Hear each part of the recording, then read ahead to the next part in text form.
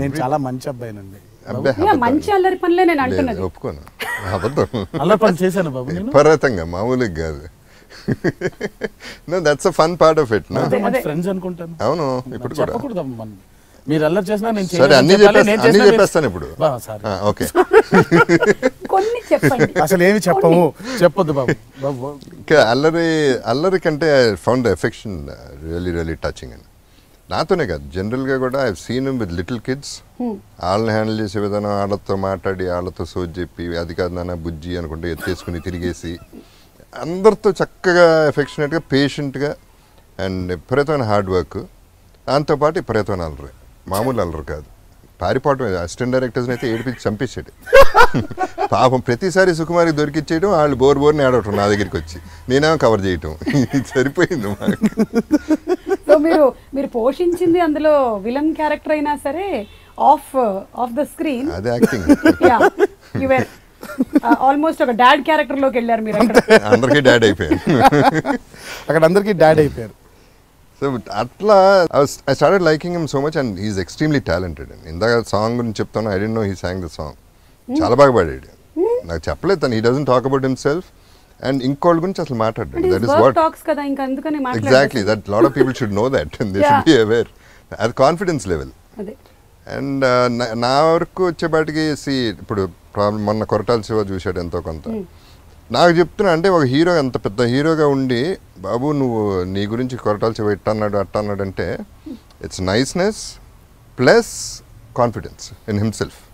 It shows both. And కన్నడలో కూడా ఒక సాంగ్ పాడాడు, ఆ తర్వాత తెలిసింది నాకు పునీత్కి.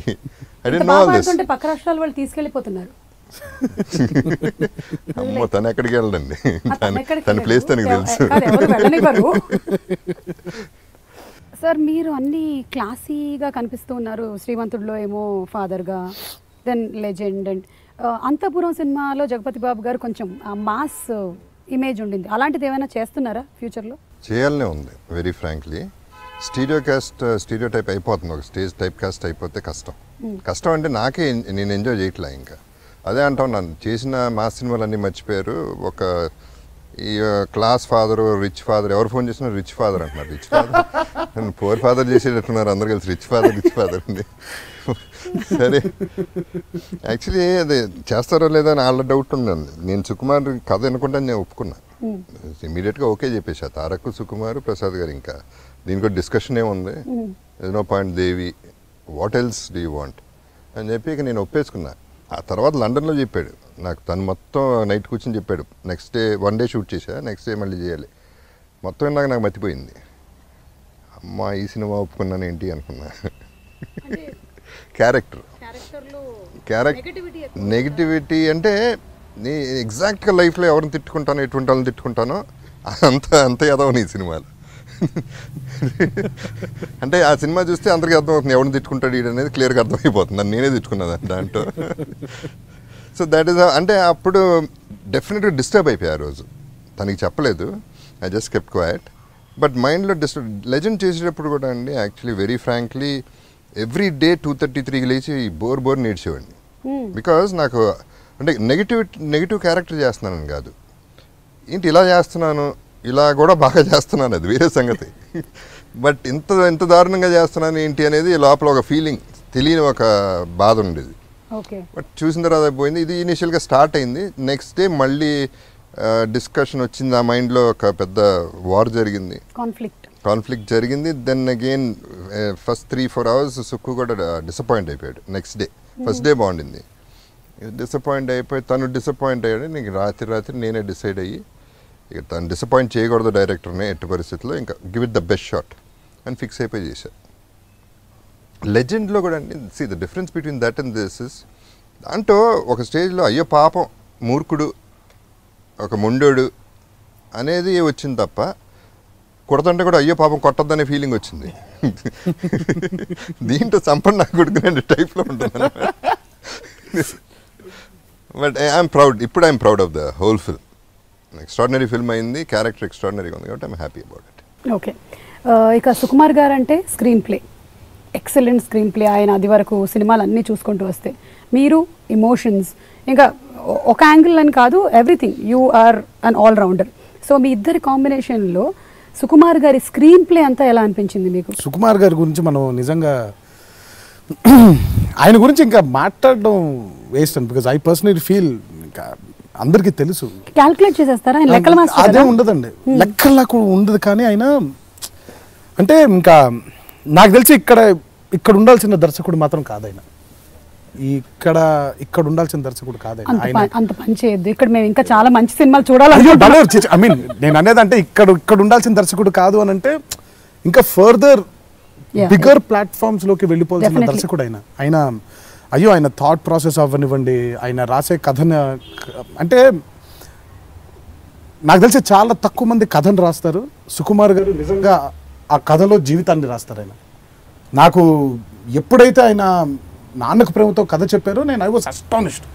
అంటే కథగా కాదండి, ఆ స్క్రీన్ ప్లే ఆయన ఎలా చెప్పారు అనేది ఈ సినిమా వరకు నాకు తెలిసి పండితుడి దగ్గర నుంచి పామరుడి దగ్గరికి వరకు అర్థమయ్యేలాగా ఆయన ఈ సినిమా డిజైన్ చేశారు. ప్రాబబ్లీ ఈ ఎమోషన్ అందరికీ అర్థం అవ్వాలనేమో, బట్ కానీ ఎక్కడ కూడా ఆ Sukumar, the touch of Sukumar miss చేయలేదన్న. ఇప్పుడు ఒక బ్యూటిఫుల్ సీన్ ఉంటుందండి. నాకు జగపతి బాబు గారికి ఫస్ట్ టైం కలిసినప్పుడు నేను మొన్న చెప్పాను ఆయనకి, నాకు షూట్ చేసినప్పుడు చాలా ఎంజాయ్ చేసుకుంటూ చేసామండి. కానీ తర్వాత ఏంటి ఇది ఎలా ఉండబోతుంది అని మొన్న డబ్బింగ్ చేస్తూ ఉంటే అప్పుడు అర్థమైంది నాకు. ఆయన వాయిస్ నా వాయిస్ కలిపి చూస్తూ ఉంటే ఒక హీరో ఒక విలన్ మధ్యలో ఒక రొమాన్స్ లాగా ఉంది అది.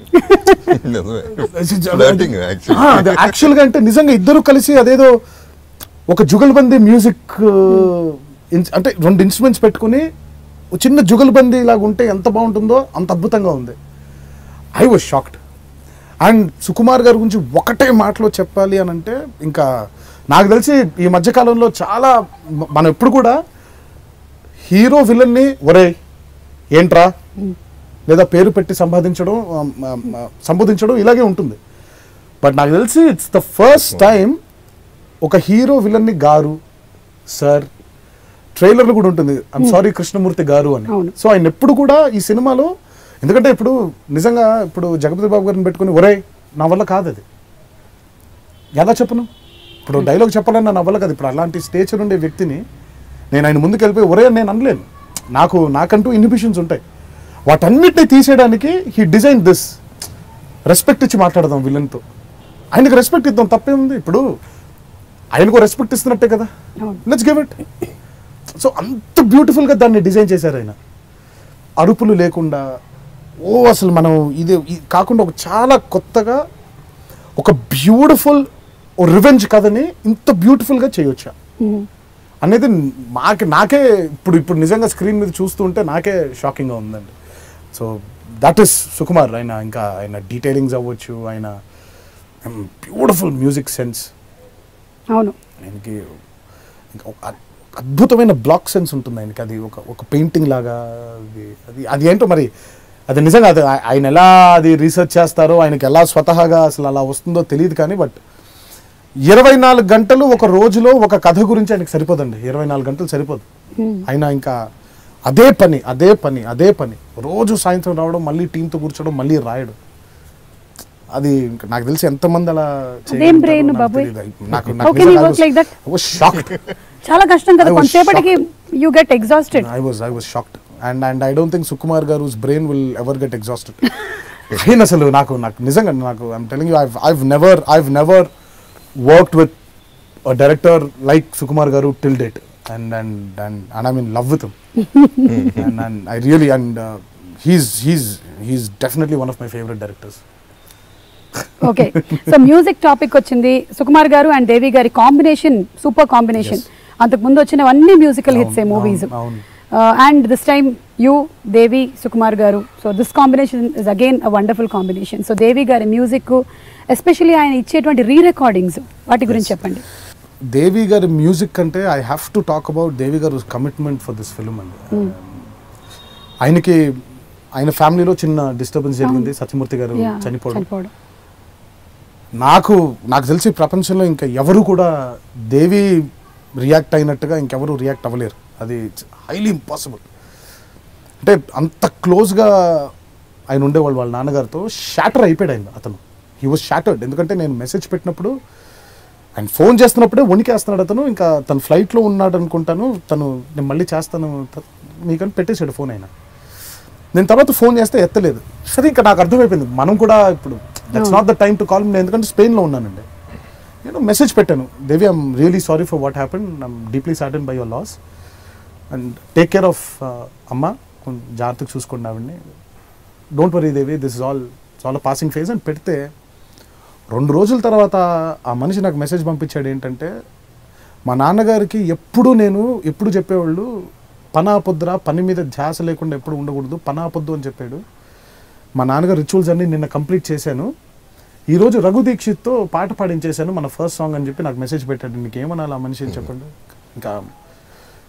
అంటే ఇంకా అలాంటి ఇంకంత వర్క్ పిచ్చోడు ఉంటాడా? అందుకే అంటే అదే అంటారు కదండి, ఊరికనే మహానుభావులు ఎవరు అని. ఆ కష్టం అవ్వచ్చు, ఆ కన్విక్షన్ అవ్వచ్చు, సినిమా పట్ల రెస్పెక్ట్ అవ్వచ్చు ఆయనకి. అండ్ ట్రైలర్లో ఆ నాన్నకు ప్రేమతో అని వస్తుంది, అది నిజంగా వాళ్ళ నాన్నగారిని ఊహించుకొని తను రాసుకున్న లైన్ అది. సో ఈ సినిమాకి దేవి హ్యాస్ బీన్ అ బ్లెస్సింగ్ మాకు, అటు పాటల విషయంలో అవ్వచ్చు, బ్యాక్గ్రౌండ్ స్కోర్ విషయం. దేవి వర్క్ గురించి నిజంగా మనం ఈరోజు మాట్లాడుకున్నా కూడా ఇంకా తను అన్ని సాధించేశాడు. బట్ వాటన్నిటికంటే దిస్ ఇస్ వెరీ ఇంపార్టెంట్. నాకు తెలిసి నేను నిజంగా ఆ స్టేజ్లో ఉంటే నేను నిజంగా అలా చేయగలుగుతానా అనే డౌట్ నాకే వచ్చింది. And I really want to thank Devi and hats off to his commitment. And ఇంకా అలా ఉండరేమో ఇంకెవరు. సంక్రాంతి పెద్ద పండగ, సినిమాలు ఇందాకే మాట్లాడుకున్నాం. సో చాలా కాంపిటీషన్ కూడా ఉంది. సంక్రాంతికి 4-5 సినిమాలు రిలీజ్ అవుతూ ఉన్నాయి. సో మీరు ఈ కాంపిటీషన్ ఎలా తీసుకుంటారు? తప్పలేదండి, ఇట్స్ నాట్ అ కాంపిటీషన్ అని నా ఫీలింగ్.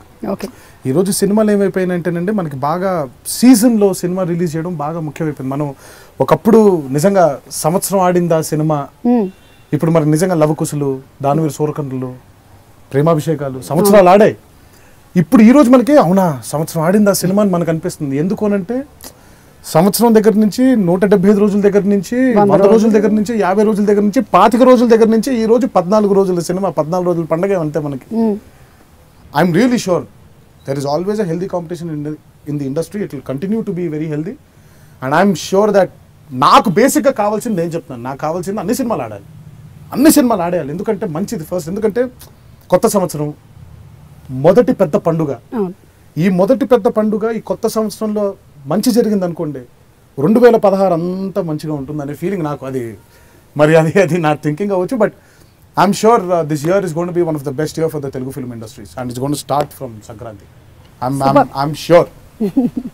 తను చేసేటువంటి మూమెంట్స్ చూస్తే మీకు ఏమనిపిస్తుందండి? ఎట్లా చేస్తాడు అనిపించింది.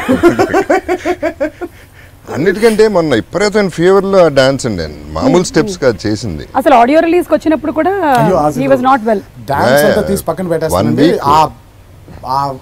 ఆ ఫీవర్ అంటే దాదాపు 101 102 వైరల్ టెంపరేచర్. కానీ I can not forget what he's done for me. ఆయన వర్క్ అయిపోయింది, ఆయన రావాల్సిన అవసరం ఆయనకు లేదు. ఒంట్లో బాగలేదని చెప్పి 3 రోజులు అయినా వచ్చి ఇచ్చారు, 1.5 గంటన్నర కూర్చొని ఎలా ఉంటారు, బాగున్నావా ఏంటి అని చెప్పి పలకరించి వెళ్ళేవారు. ఇన్ఫ్యాక్ట్ మొన్న కూడా నా ఒక చిన్న ప్రీ క్లైమాక్స్ వర్క్ జరుగుతుంటే రాత్రి 2:30 వరకు షూటింగ్ అని చెప్పారు. ఆయన అక్కడ కూడా వచ్చి కాసేపు కూర్చొని నన్ను చూసి కాసేపు నాతో మాట్లాడి వెళ్ళిపోయారు. మీకు అర్థం కాని విషయం ఏంటంటే మీరు ఒక అడిక్షన్ అయిపోయారు, అందుకే ఆయన వస్తున్నారు. అందరికీ అడిక్షన్ అయిపోతాడు. నేను వెళ్ళలేండి మామూలుగా, నిజంగా అసలు ఎవరి దగ్గరికి సెట్కి వెళ్ళటం అనేది అసలు జనరల్గా జరగదు.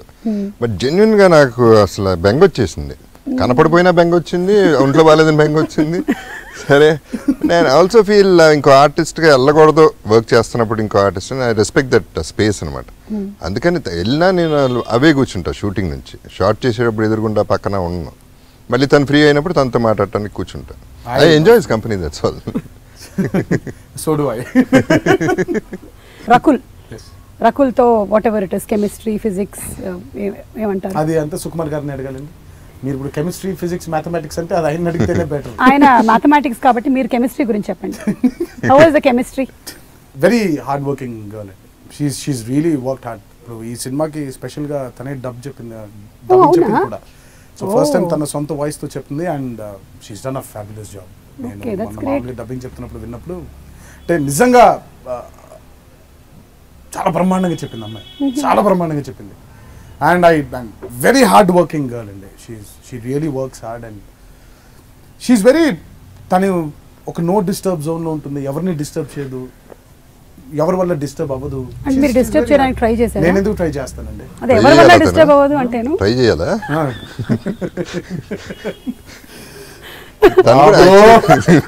బాబో ఏమో ఈ ఫిల్మ్ కి అందరూ ఎవ్రీవన్ has given their 100%. మూవీలో రాజేంద్ర ప్రసాద్ గారు వారి గురించి అంటే తాతగారితో కూడా వర్క్ అంతకంటే చేశారు. గొప్ప తండ్రి మాకు దొరకరు ఈ సినిమాకి, ఆయనంత గొప్ప తండ్రి దొరకరు. ఎందుకంటే ఏమంటే రాజేంద్ర ప్రసాద్ గారు అండ్ జగపతి బాబు గారు they've been super stars. And ఈరోజు మేమేదో వాళ్ళు చూడండి లేదు, మేమేదో కొత్తగా చూస్తుంది కాదు, మేము ఈరోజు చూస్తుందంతా వాళ్ళు చూసిందే కదండి. వాళ్ళ టైంలో వాళ్ళందరూ వాళ్ళు they've seen that they're there. But ఈ సినిమా కంటే ఎస్పెషలీ జగపతి బాబు గారు అవ్వచ్చు, ఈవెన్ రాజేంద్ర ప్రసాద్ గారు అంటే బాగా ఇంపార్టెంట్ ఏంటంటేనండి, సుకుమార్ గారు చెప్పే ప్రతి మాటని చిన్న పిల్లలాగా విన్నారండి ఆయన. ఇప్పుడే మళ్ళీ ఎలిమెంటరీ స్కూల్కి వెళ్ళి నేర్చుకుంటున్నట్టు, అలాగే డైరెక్టర్ గారు అలాగేనండి, అలాగే చేద్దాం అని. ఇంకా అది నాకు తెలిసి ఇంకా అది రావడం ఒక మనిషిలోంచి అంతటి స్టేచర్ యాక్టర్లో నుంచి అది రావడం ఇస్ మాకు నిజంగా చాలా హెల్దీ అట్మాస్ఫియర్ ఉండింది మాకు. అండ్ స్పెషలీ ఈ సినిమాకి ఆయన ఒక గమ్మత్తు చేశారు ఆయన గొంతుతో. అసలు ఇప్పటిదాకా నాకు తెలిసి విన్న రాజేంద్ర ప్రసాద్ గారు, ఈ సినిమాలో వినే రాజేంద్ర ప్రసాద్ గారు అసలు వేరే వ్యక్తులు అనే ఫీలింగ్ నాకు. అసలు అంత సెటిల్డ్గా, అసలు అంత డెప్త్తో నేను ఇప్పటిదాకైతే నేను ఆయన దగ్గర నిజంగా ఇది వినలేదు. అండ్ అదే చెప్పాను కదండి, ఈ సినిమా ఏంటో అలా 100% తెచ్చేసింది అందరిలో నాకు. అండ్ రాజేంద్ర ప్రసాద్ గారు character as a father is irreplaceable. మాకు ఇంకా ఆయన కంటే గొప్ప తండ్రి దొరికేవాళ్ళు కాదు ఈ చిత్రానికి. ఒక హైలైట్ ఏంటంటే దీంట్లో బ్లడ్ షెడ్ లేదు, మా ఇద్దరికి ఫైట్, ఒక డ్రాప్ బ్లడ్ సుకుమార్ ముందే చెప్పాడు, అబ్సల్యూట్లీ నో బ్లడ్ షెడ్, ఒక డ్రాప్ కూడా ఉండదు సినిమాలో అనేది చెప్పాడు. అట్లా అంత రేంజ్ హీరోయిజం ఉండి విలని ఇంత రేంజ్ ఉండి దేర్ ఇస్ నో ఫైట్. అసలు మా ఇద్దరి మధ్యలో ఒక ఫైట్ ఉండదు, అవసరం లేదు. ఇంత అసలు నిజంగా అసలు ఒక కొత్త కథనం. టైటిల్ ఎప్పుడైతే పెట్టారో, మీరు ఎప్పుడైతే ఓకే చేశారో, మీకు ఎప్పుడైతే నచ్చిందో, మీ నాన్నగారు అందరూ కనెక్ట్ అయ్యారో, ఆడియన్స్ అందరూ కనెక్ట్ అయిపోయారు ఆల్రెడీ. ఇక సినిమా చూడడం కోసం వేచి ఉన్నారు. అండ్ డెఫినెట్లీ ఇది one of the biggest hits in Telugu film industry అవుతుంది, అవ్వాలి అని మనస్ఫూర్తిగా కోరుకుంటూ ఉన్నాము. Thank you. మీ అందరికీ నా సంక్రాంతి శుభాకాంక్షలు తెలియజేస్తూ, ఈ సంక్రాంతి మీ ఇంటిలిపాది ఒక కొత్త వెలుగు మీ ఇళ్ళలోకి తీసుకురావాలని, మీ ఇంటిలిపాది చూడాలని ఆ దేవుడిని మనసారా కోరుకుంటున్నాను. Thank you. ఈ పండగకి ఎస్పెషల్లీ అందరూ ఈ సినిమా ఇన్స్పిరేషన్తో మీ అమ్మ నాన్నలు బాగా చూసుకోవాలి. హ్యాపీ సంక్రాంతి.